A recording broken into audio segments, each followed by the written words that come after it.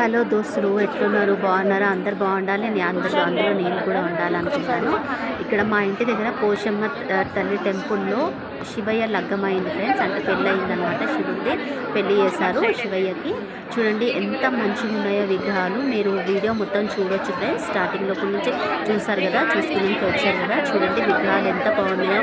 బాసింగాలు కూడా కట్టుకొని నిజంగా శివయ్య పార్వతి ఉన్నట్టుగానే అంత మంచిగా అనిపించింది కన్నుల పండుగ. అది చూసినంతసేపు కూడా చాలా హ్యాపీగా అనిపించింది నాకు. ఇక్కడ పోషమ్మ టెంపుల్లో అనమాట, మా ఇంటి దగ్గర పోషమ్మ టెంపుల్ ఉంది. దాంట్లో ఇక్కడ శివయ్య లగ్గం చేశారనమాట.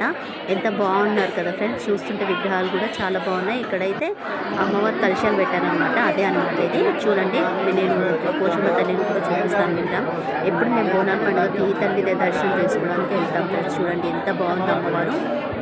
మనస్ఫూర్తిగా ఏమైనా కోరుకున్నా కానీ, దండం పెట్టుకున్నా కానీ తల్లి తీరుస్తుంది ఫ్రెండ్స్. పోషమ్మ తల్లి అంత మహిమగల తల్లి అనమాట.